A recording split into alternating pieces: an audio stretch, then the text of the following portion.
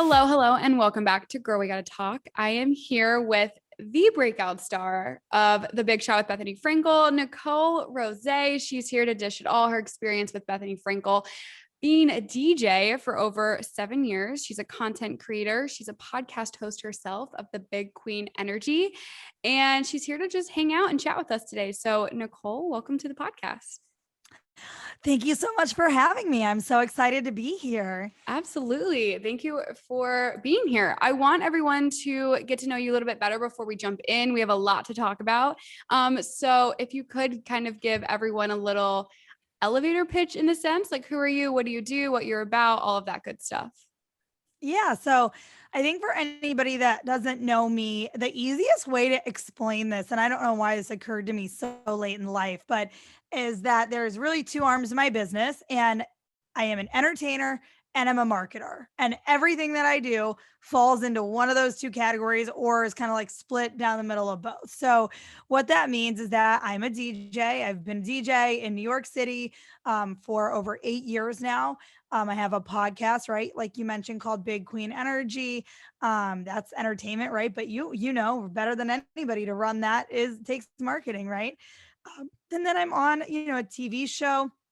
And I used to work in social media for 5 years, almost 5 years before I went off on my own and started building all these different things. And the last thing that we do is we have a mindset mentorship for women to help them up level their lives, up level their mindsets, take everything to the next level, and that's called Queens of Creation. So that's our newest creation. That's amazing. Yeah, I feel like, and you kind of just touched on it there, there is a lot going on behind the scenes of all of that.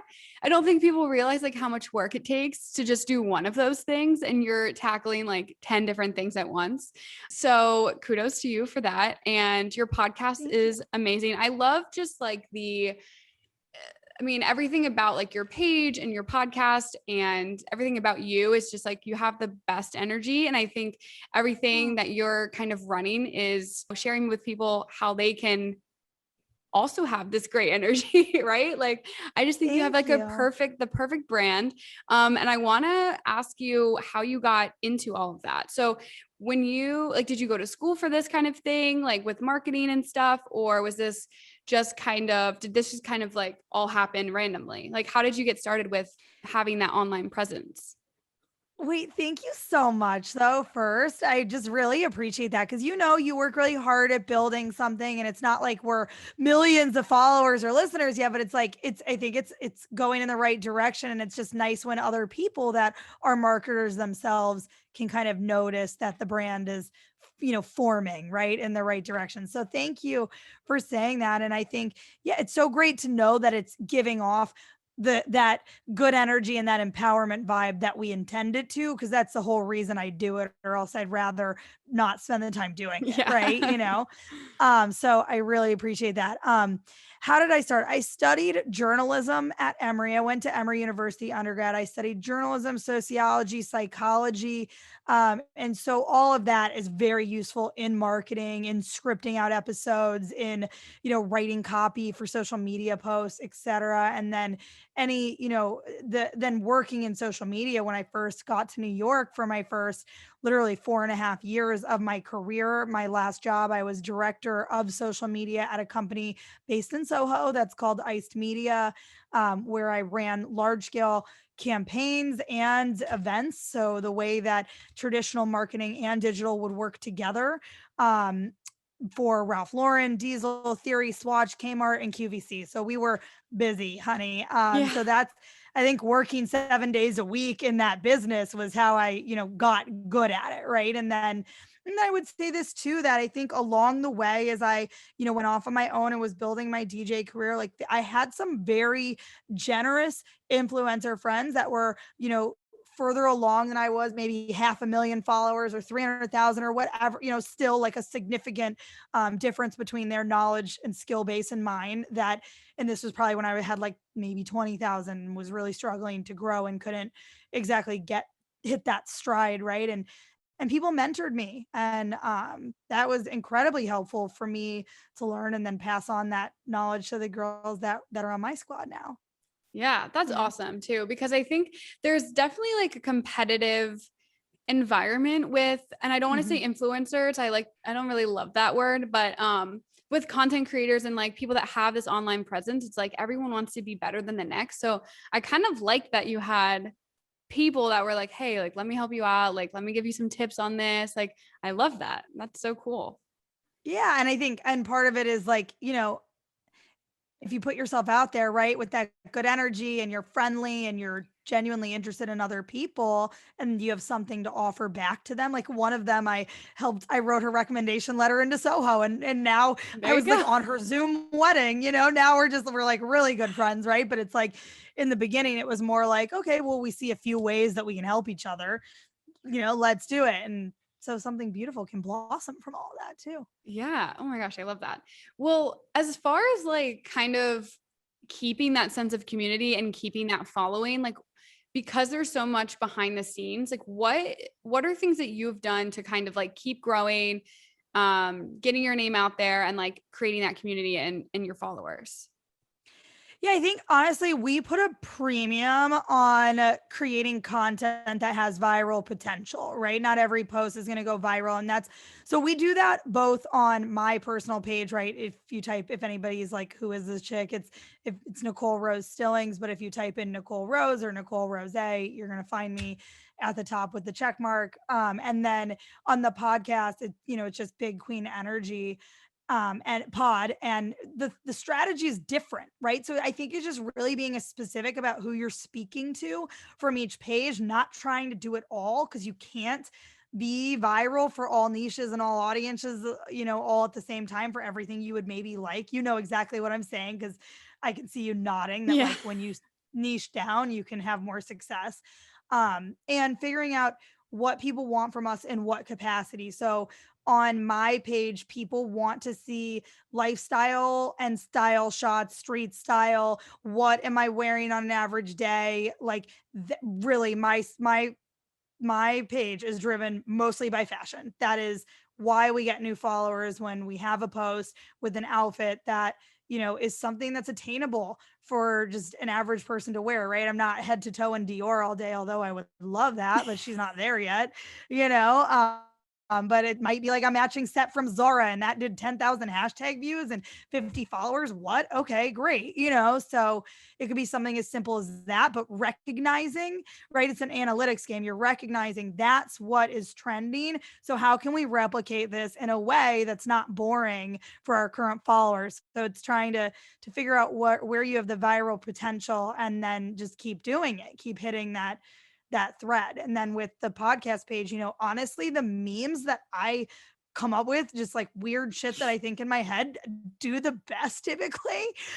Like I love wrote this that. one that was like, I'm more than a vibe, I'm a motherfucking frequency. And people were like, yes, honey, this is the best thing ever I saw. Not to like Oh, toot my own horn, but I saw girls that I've been friends with for like a decade that like, I guess, follow my podcast. Very honored that, because not all your friends care when you have a business, right?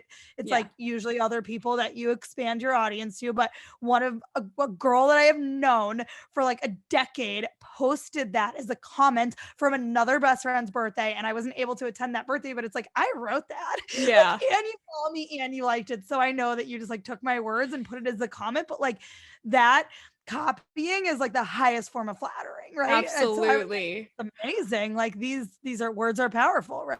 What a line. I love that. That needs to be like in your bio. That needs to just be, that's everything. Yeah. If she copied it, obviously like you're doing something right. Oh my gosh. That's But so like hilarious. that post did really well in Right. hashtags because it really got a reaction from people. So it's like, how do we recreate that sentiment and add value to people? Just keep going, following that same thread, if that makes sense. Yeah. I'm No, and not I a think it's, TikTok expert though.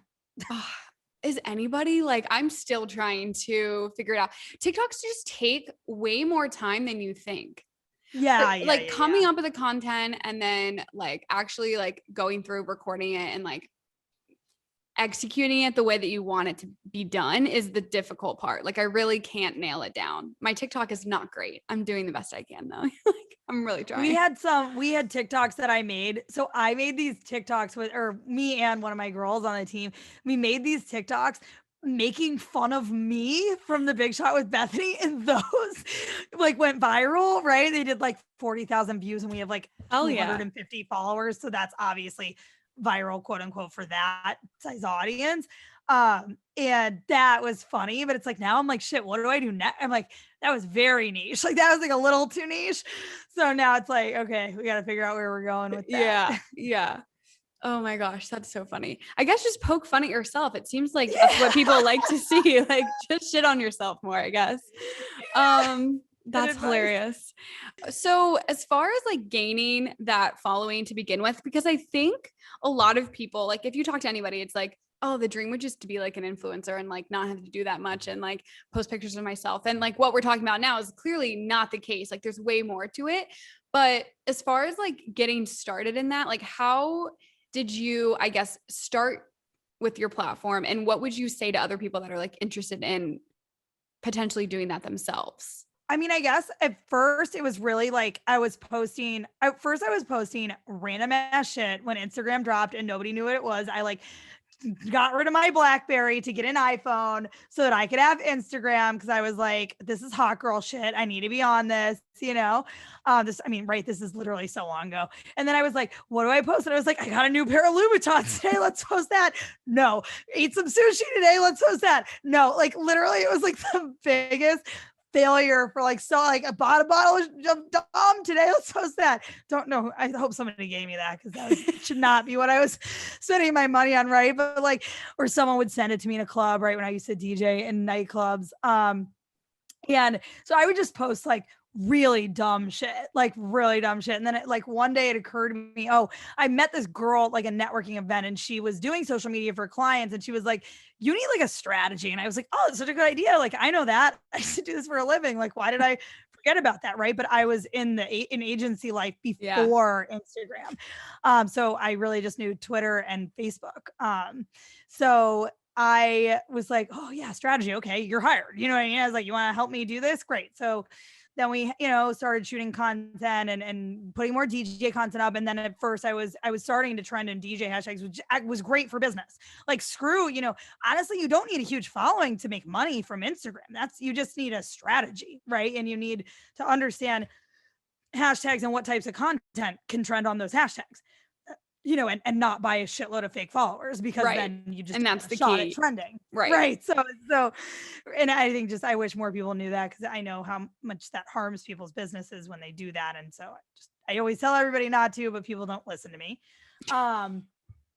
Right. But everyone wants to grow fast, and I get it, but it's like, it's like, you gotta see it. They want the instantaneous, like, I have a little bit of fame here, I have a following. Yeah, exactly. They just want to buy it. I hate that. Yeah. And they want that influencer life. And let me tell you something, you can only charge for posts now. Like brands are savvy, right? Like I don't do a ton of campaigns, and that's by choice, but that's because we don't charge a fuckload of money for them. I only have 90,000 followers, right? An average post isn't getting 50,000. Nobody's getting 50% of their audience. So I'm not charging a fortune for these posts, right? Because you can only convert based on the audience that's seeing it. And sometimes, some swipe up stuff does well, some doesn't. You don't have a crystal ball. Some campaigns work, some don't. So it's like, I don't like charging an outrageous price and then, having to do extra work. So it's like, I'd rather just charge what I think is fair based on the impressions I think we can just genuinely deliver on that campaign. And like I learned this year, like I don't sell supplements well.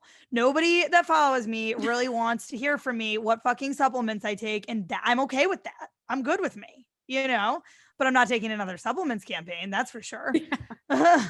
You live and you learn. So yeah, I want to talk about DJing. When did you like realize that that's what you really wanted to do and that's what you were like really interested in? Like when did it all start for you? So I think it was really truly something. I love music ever since I was a child. So it's kind of funny. We talk about this in my mentorship. one of the strategies that we help to use other women just peel back the onion and really uncover their purpose is thinking back to your childhood. What did you want to do when you were 3, when you were 5, when you were 7, when you were 10? I mean, maybe you don't have to get that granular, but maybe there were consistent themes that show up in different parts of your life that you're like, oh, wow, that makes so much sense with this thing I do at work now that I love so much, right? And you can really kind of laser in on that and feel that sense of satisfaction that you're doing something you wanted to do and loved as a kid.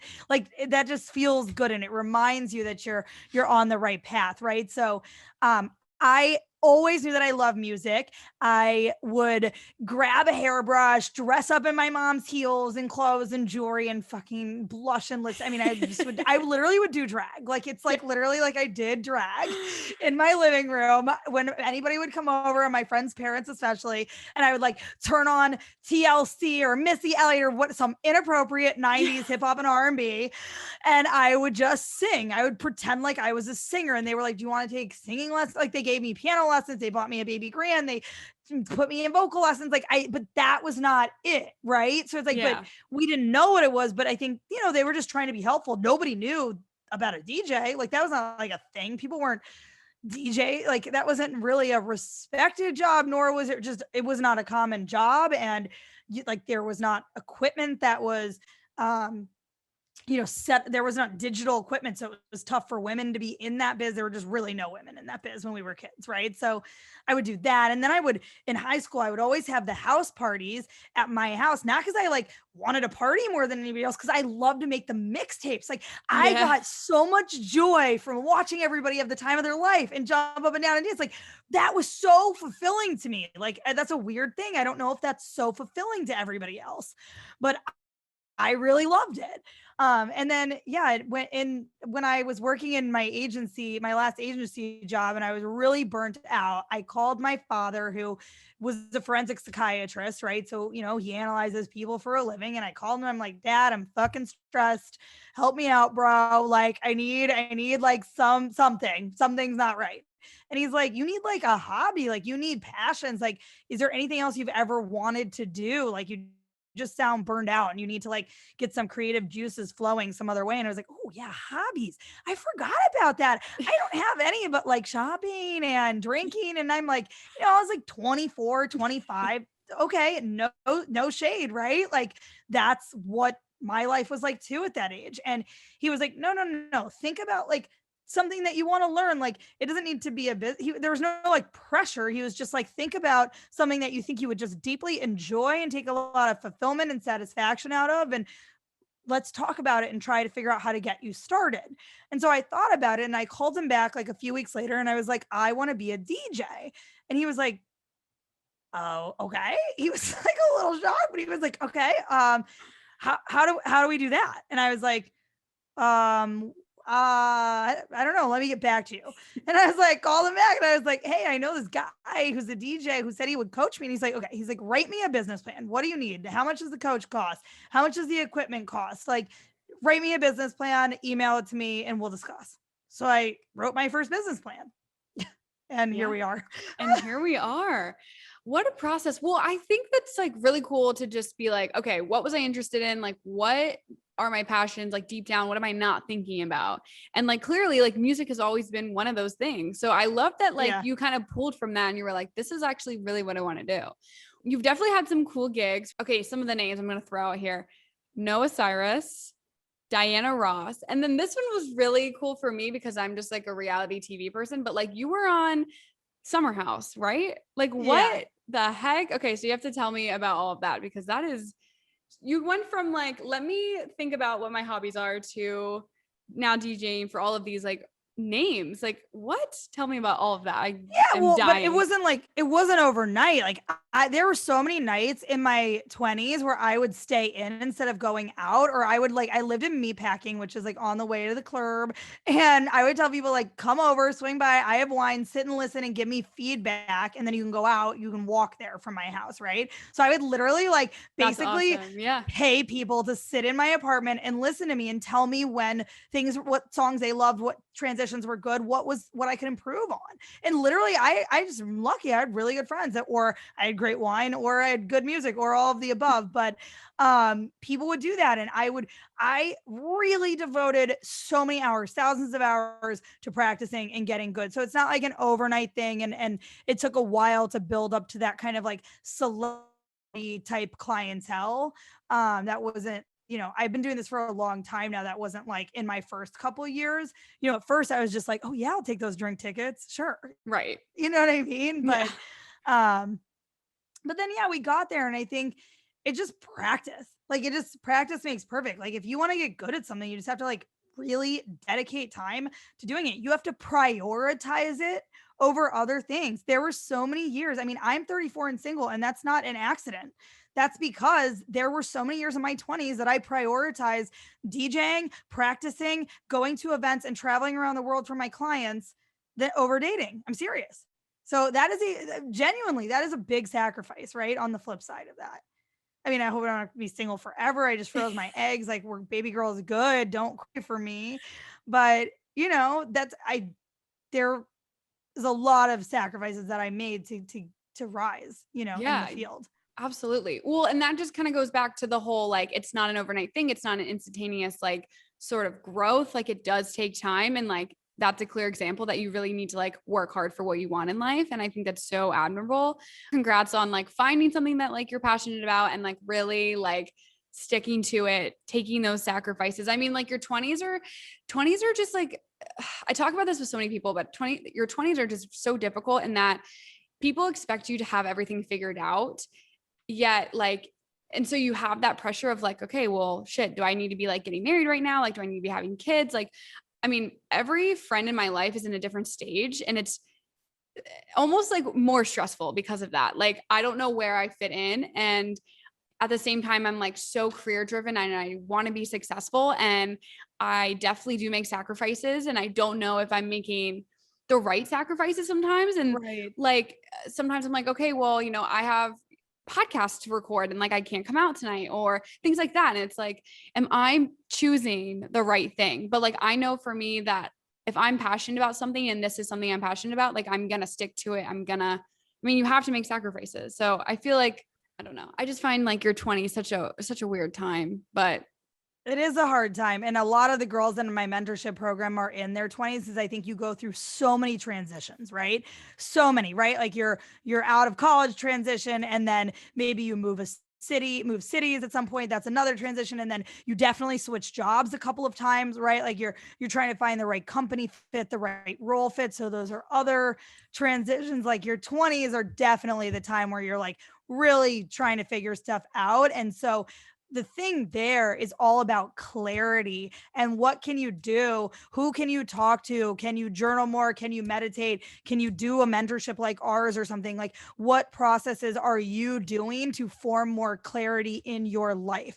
That clarity is the greatest gift that you can give yourself. And nobody can give that to you, but you making the time to drill down in there. And maybe you need somebody like me to guide your hand and be like, look, here's how you do this, just follow me on this journey. We're going to get you there. And that works for a lot of people. And then some people just, they know, right? So if you know that you love podcasting and that's your thing and you're hitting that stride, then maybe you're at a point where it's like, okay, I figured this out, but then you might in a few years have to go through another clarifying process again. And that's okay. I think we have to see those moments as the beautiful, defining moments of life that help shape who we are, that give us purpose and meaning, and that build this wonderful trajectory and path that is only unique to us, rather than seeing them as daunting, scary. Am I making the right decisions? Am I going the right way? Yeah, exactly. Okay. Yeah. I think I need you because I just need that like confirmation of like, you're doing the right thing. Like this is, yeah. All right. I'm already feeling better about things. Okay, well, that was easy. Definitely don't sign up for the program then because it's 8 weeks and that was like 5 minutes. So that's probably going to be unnecessary for you. But no, you're always going to have those questions, and it's about looking for feedback from the universe, looking for feedback from the people around you, getting your own mental feedback through journaling, meditation, etc. Like I said, there's feedback all around you if you're open to listening and to increasing your awareness. really just opening yourself up. Like every time you report a podcast, do you see 555? That's clearly the universe telling you, like, you are in flow, girl, get it. This Yeah. is the right direction, right? So what can the other day I'm working with a girl and we have been working together now for 8 weeks. And she just uncovered the fact that she wants to be some type of a spiritual coach. And someone literally wrote her this week and was like, hey girl, have you ever thought about coaching? Like, I just think you would be great at it. And I'm like, What there the? we go. I'm like, that, right. I'm like, that is wild. Like, Yeah. we've been working on this for weeks. You just started a coaching like a separate, mine's a mentorship. I'm not teaching people how to be coaches. Mine is about harnessing your power, building more awareness around your own mindset and where do we need to delete some of these shitty beliefs and where can we up level your mindset and what's your routine like to help, just have a set tool in your tool book where I work on this every day. Like we should just be working on ourselves every day, even if it's 5 minutes, right? Because that's, we're humans, we're machines. If you're not upgrading it, then it's like it's falling out of touch. You know what I Yeah. mean? Yes, absolutely. I love that. Okay, so I definitely want to touch on The Big Shot with Bethenny Frankel. So when I heard that she was having the show, it was so interesting because it's not something that like we've seen a lot with reality TV. I mean, in a sense, like the competition aspect for sure. But the sense of the show is she's looking to hire someone as I think it was VP of operations. She has a plethora of companies and businesses that she runs. She needs someone to sort of help her there. So you were on that and you were like someone that stuck out to me like right away. I'm sure you get that a lot. I mean, you have this like great energy about you. You're so just like upbeat, you know what you want, like, and I think, and I really want to ask you like what you thought after, like when you watched it back. I feel like at the beginning you had like such a weird edit. Like the first episode, I was like, they're trying to paint her as this like crazy, like unaware person. And I feel like she's just not that. I'm going to give it a second. And I feel really good about like my opinion on you because I really do feel like, we got to see who you really were like after that first Mhm. episode. Thank God. Cause I can't imagine like the stress that you probably felt like watching Oh, that first one back and you were like, what have they done? You know what I mean? yeah. Because I think when people go on reality TV, it's like you're taking a gamble. Like they can really paint me however they want. I'm gonna be me, but here we go. So, how did this opportunity come along for you? And what sort of made you say, like, okay, yeah, this is what I do want to go on this. I want to work for Bethenny Frankel and I want to like put myself out there on this kind of platform. So first of all, thank you for that interpretation of my edit because I agree it's better for you to say it than me. And yeah, no, it was nerve-wracking, right? In the first like one or two episodes, I was just like, what are they doing? But I was like, I knew that I was authentically me, that I was a kind person, that I was compassionate even when people were nasty to me. So it's like I knew that they weren't going to be able to make me look terrible forever, right? I mean, I was Right. just like that was a party. And so they just used every scene that they could to make it seem like I was like literally like chewing Adderalls or something. And it was just like, but no, but thank you for bearing with me through that. And to the other fans that really took their time to make a judgment on me. And I think that's a lesson we all need to be slow to judge and quick to love, right? And that's, we should all be living our lives like that. We would all be happier. And if people gave us that benefit of the doubt too, it would be a better world, right? So to all the people who realized what was going on and didn't like lose their shit on me in DM, thank you. Appreciate you. Thank you for seeing it for what it really was. And also you're smart. You weren't fooled by some reality TV editing, or maybe you've watched a lot, but you'd be surprised how many people are just very easily fooled by TV, which is just so Well, funny to me. yeah, that's the thing. I mean, I definitely watch a ton of reality TV, so I watch it with a grain of salt. Like, I clearly know that there's Yeah. somebody in an edit room, like slicing these clips up, and even audio can be different. Like, I Yep. know how this goes. It's for our entertainment. And so you can't believe everything you're seeing, you know? Totally. It's so true. They found me through Instagram and at the time in the pandemic, it seemed like the right opportunity for me to go down because I've always respected Bethenny Frankel and I knew that it would be really interesting to work with her. And I didn't know if it would necessarily be the right fit for me long term, but I had faith that I would learn something, that I would have a cool experience, especially during a time where there wasn't a whole lot else going on. So I figured, I didn't have a whole lot to lose. So obviously, like that first episode, everyone gets to meet Bethenny. Was that the first time that you really did meet her? And like, what were your initial thoughts on her, first impression of her, like right out the gate? So yes, that was the first time that I got to meet her.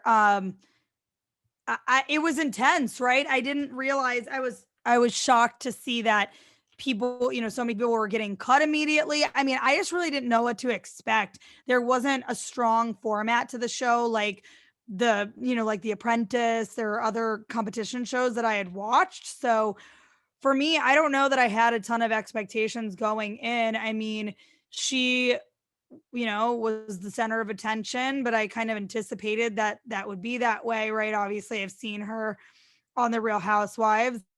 She was very fabulous, right? So a lot of it was in line with what I thought, but I just didn't think it would be as cutthroat, right? Like I was like, this is crazy. It's 2 a.m. and she just cut half the staff. Like, what are we doing for the next several weeks? Like Right. I was like, okay, cool. Yeah, she's definitely hardcore. I think that like comes across like that came across on The Real Housewives, and that's come across before. But I think Right. she like really brought that into this. It was like, listen, this is not a joke. Like, you guys are here to work for me, and like that's how we're gonna treat this. And I was like, okay, all right, got it. But that's cool. Yeah. I mean, so there's a lot of similarities between you and her, in my opinion. I think that may have been brought up like or you brought it up. I think in like the first episode, you were like, I think we're going to be like best friends. And like, I'm excited to kind of like get along with her and stuff. Were you like really gung ho about showing her your personality like right out the gate? And that's why maybe you came across like so energetic, or is that just like you naturally and like you were just excited, or is that the edit, I guess? I think it's some of both. I mean, it's obviously some edit because I mean, I think you can see there are like words coming out when my mouth's not moving in my elevator pitch. So I'm like, interesting. Wonder if anybody else is noticing this, right? Um, but also like I am high energy. I am bubbly. When I was your age, I was like double extra bubbly. So at least I've calmed down a little because I'm a lot for her. But I did want to be me. Like the whole reason to do TV for me was to be authentic and be myself and show that you can be liked and can celebrate, just celebrate our imperfections, right? So that was kind of one of my goals with TV. So I wasn't going to stifle myself too much, or for me, it wouldn't have been a valuable experience. Um, I I think around her, like I realized that I needed to just like tone it down a little and then I could tune it back up a notch when she wasn't around. So I got kind of the hang of how my flow needed to go around her. But like then again, I haven't worked for a boss in 8 years too. So some of Yeah. that just might be me, not being used to being in office. Yeah. Well, and I think that there were a lot of times where you had to like prove yourself in a sense. And I think like because of the first episode or the first like impression that was given, like you were kind of made to be like, a lot. And you were like, okay, look, like obviously I'm here for a reason. You guys reach out to me. Like I know what I'm doing. I've been in this industry for a long time. And I felt like you really did have to prove yourself, which is like a little unfortunate, but I also think it was your time to like redeem yourself too. And you really got to show that like you do know what you're doing. And Bethenny made a comment that like you were maturing and stuff. Like, how did that feel to be like being able to show her that you are capable of all of this? Yeah, no, that was great. I mean, she said a lot of things, especially towards the end, that like warmed my little heart, Yeah. like that she was like when she let me go. I mean, that was the biggest compliment was releasing me to go fly on my own because she didn't want me to be put inside a box and she Right. thought I should continue my own pursuits and she's right. So I thought that was really cool and that's definitely the biggest compliment, right? So she thought my brand had legs.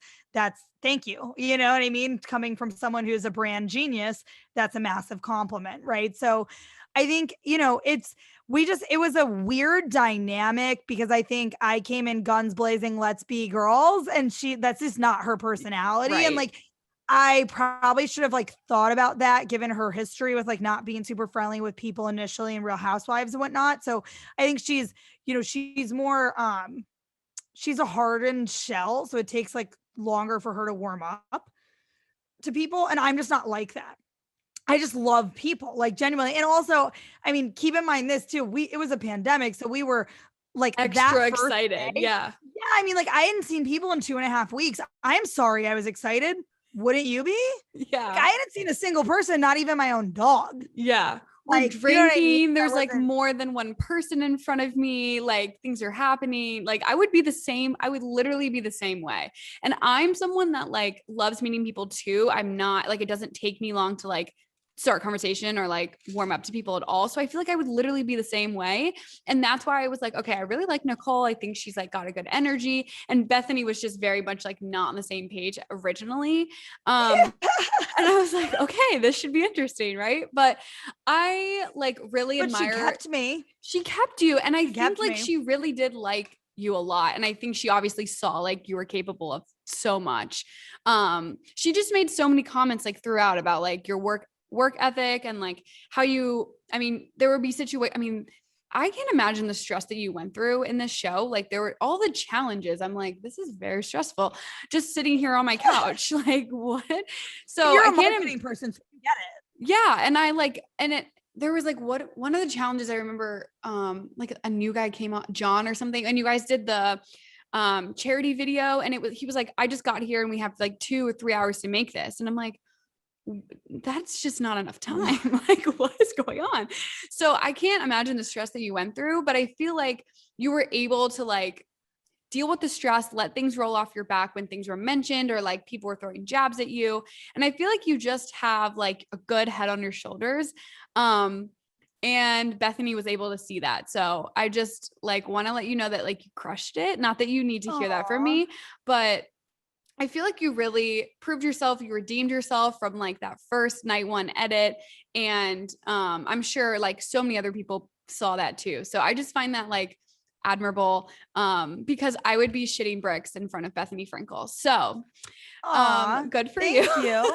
Yeah. No, I appreciate that. And it was funny too, because I remember like watching it back, like I didn't know that she actually was making positive comments about me really till kind of like the end after like she picked my charity video, right? Like I won a challenge and quite frankly, I have probably more experience in charity. I'm on the board of UNICEF Next Gen, right? Like right. I don't think anybody else in that competition is on the board of a charity or much less a charity that's global like UNICEF, right? But I was like, okay, so this is like, that was like the first time that I felt like validated by her in filming. But then watching it back, she did say like a ton of nice things along the way, being like, oh yeah, Nicole just like letting it roll off her shoulders when someone like bitches her out or whatever. Nicole doesn't give a shit. Like Nicole just keeps doing her, like, or it's going to be skinny Nicole by Tuesday or whatever. And I was like, it's so funny because I had no idea that she was saying those things that were like funny, but were really technically a compliment. When we were filming, I was like batshit terrified for like the first like several days to like couple weeks of filming. Oh my God. Yeah. I think if she like gave me any sort of constructive criticism, and there was a camera in front of me, I truly don't know how I would react. But I think she was just like so constructive to your face, which was, I'm sure, a little bit helpful, but also scary. But then, like in almost every interview, she was hyping you up. So I'm like, okay, you're just trying to scare her, but you like her. Okay, got it. Love that. You know what I think it is too? It's like I'm one of those people that can take it. And I think people who can dish it, like they know who can take it. And like, for instance, I can usually tell when I can kind of go in on somebody and be playful with them. And like, sometimes I give the people that I like the most shit. And it's really, I'm not really being that serious. It's like, A, I think they're confident enough to take this. And B, I don't think they're going to I think it's just going to roll off their shoulders. So it's funny. Let's go for it. Right. So I think that's also some of it too, probably. Right. Yeah. I don't know. Like, how do you think Wendy would have done if she was so harsh on her? Like, would she be alive? I mean, I'm not trying to be mean. I'm just being real. Yeah. Well, and I found that interesting too, because and I wanted to kind of touch on that too. Like there were a lot of digs thrown your way by her. And this is part of the whole, like letting it roll off your back too, because I mean, you're in this like very stressful situation and you have someone that was like constantly calling you out. Like how did that dynamic like add to the whole experience of it? Because that's only adding more stress to your plate for no reason, in my opinion. But it's like, this is a work environment technically. Like, is this how we're going to treat other people? Like, how did you deal with that? Yeah, I mean, it felt inappropriate from that standpoint, right? She works at a large company. She's obviously smart. And for her, like, I hope that that's not how she treats people in her day job at her workplace, or I hope they would let her go. Because, I mean, I would never stand for that in my company. I won't collaborate with partners or hire agencies to do work or anything where women treat women like that. That is literally the opposite of everything I stand for. So Right. honestly, though, in all seriousness, Wendy did me a favor. Her coming at me strengthened my mindset. It reminded me that no matter what, even when people are nasty, it is our job on this planet to show them kindness, right? Because it's like, if we can only be kind when people are being kind to us, that's not true generosity. That's not true love. That's not unconditional. And that's not what we're put here to do. I'm always trying to challenge myself to be just a little bit better every single day. And so she literally did me a favor, because I had to really dig into my own inner strength and be like, okay, babe, you got this. This is a person who's, she's going down this train for whatever reason, and it might be inappropriate, but this is also a person who's, hurting and deserves kindness and love from me. And that's what we're going to show her. And that's just how it has to be. And I'm proud of the way that I was able to access that strength with all those other factors. Yeah. And all the other stress of that whole experience going on, because I think typically under stress is when the worst tends to come out of people, which may be why she was acting that way, right? Because I get it. Like, everyone was stressed. I wasn't the only one that was stressed, although I was taking the majority of the heat. Yeah. Everybody was feeling stressed. But yeah, I mean, she really challenged me, and it really, this whole experience reinforced the work that I'm doing now. On my podcast, it helped me get really specific about the empowerment mindset, routines, success habits that we talk about now. I only talk to women now, because I'm like, look, this girl on girl hate has got to go. Like, I'm done with it. It's not cute. And it really helped me codify some of the tools in my mindset mentorship that, we're now working with women on, because I had to use the things that I had been building for years so intensely to survive and be, a good version of myself during filming. And I realized that, like, these tools that I use are not a skill set that everybody has. How can we teach this? How can we help more women just show each other some kindness? Yeah. So thank you, Wendy, for helping me, get more clear on my mission, girl. Appreciate you, Wendy. We appreciate you for that. And I love the mindset that you had through that. And I think it takes a lot of strength to be like, okay, this is what's happening to me, and this is what I need to do about it. And I love that you kind of channeled that into your podcast, because that the women on women hate is like, I mean, I love that you said that, because I think that is still such an issue. There's like this big women empowerment movement, yet like these issues are still happening. And so I love that you're kind of like drawing attention to that and like pulling women to your podcast and like having these conversations, because I think it's definitely needed for sure. And I just loved like one thing that you said when you were getting, some digs thrown your way. You just simply said, I don't care, actually. So, yeah. And I was like, I should learn that. Care. Yeah. I was like, if that ever happens to me, I'm just going to simply say like, I don't care. I just loved that whole energy. Cool. But yeah, let's jump into talking about your podcast. Great transition. I do care about talking about your podcast though. So when did you start doing the podcast, and what has been like the most rewarding part of it? So I started the podcast over a year ago now, in the beginning of the pandemic. And I originally had a deal with Spotify to be part of their original content push. That deal fell through. That's why I was actually even allowed to do the big shot. Everything happens for a reason, right? Absolutely. Hindsight's 2020. I remember being devastated when I didn't move to the final, I was in the final round of talent they were looking at for original content. And then when I didn't get selected selected, it was a 10% chance, right? There were 1 out of 10 teams got picked. Ours did not.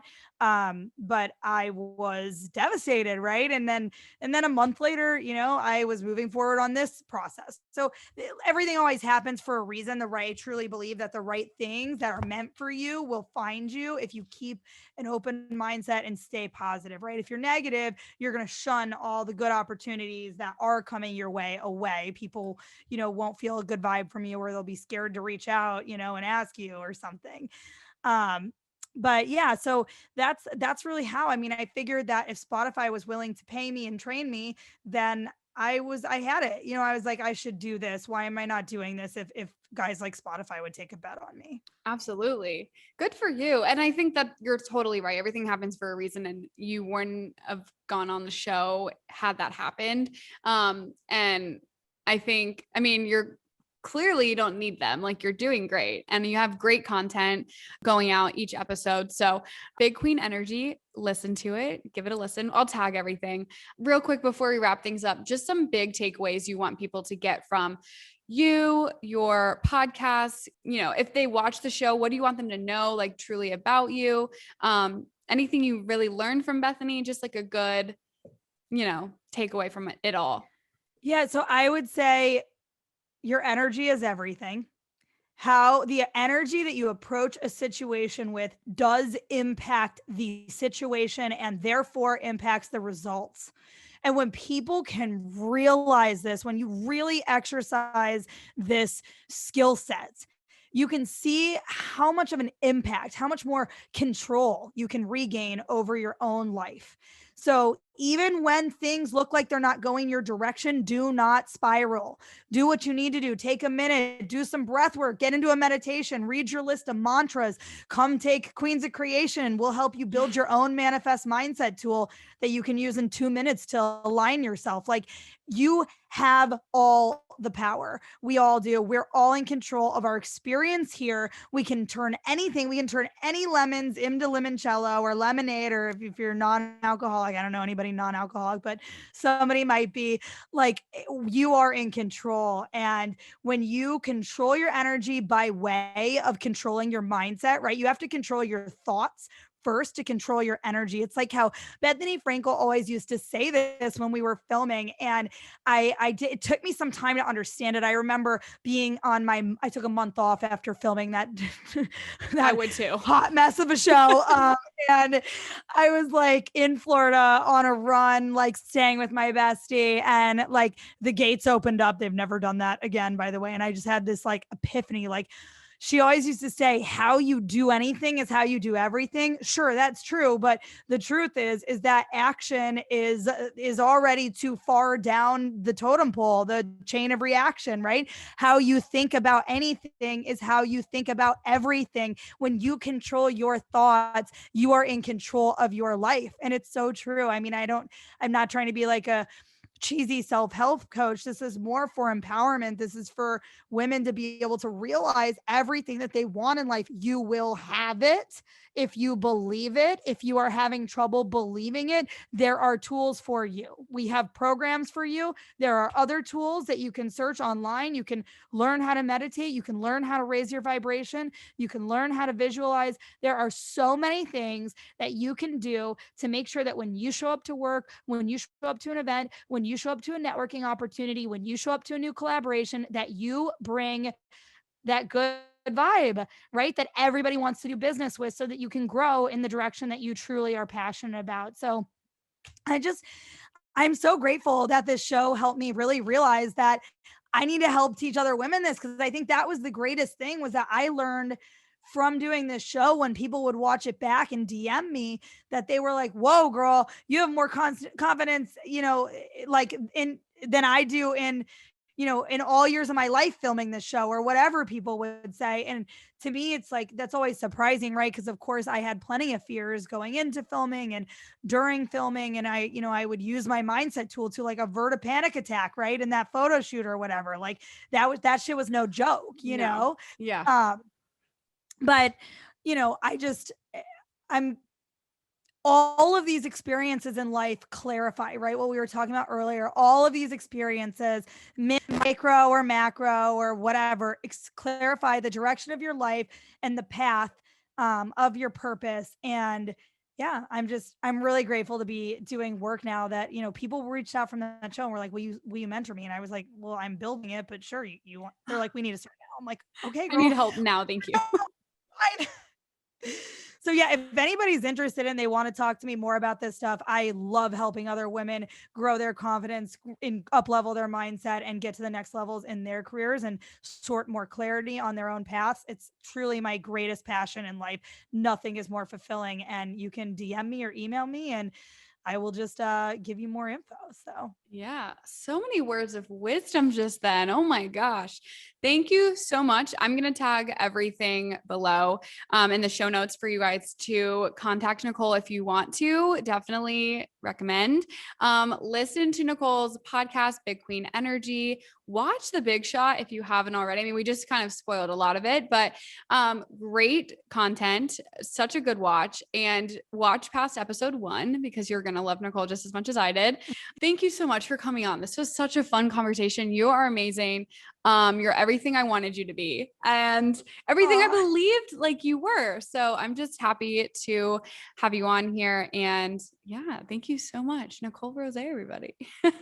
Aw, you're amazing too, girl. Thank you so much for having me. Absolutely. All right. So be sure to follow Nicole everywhere. And thank you guys so much for listening.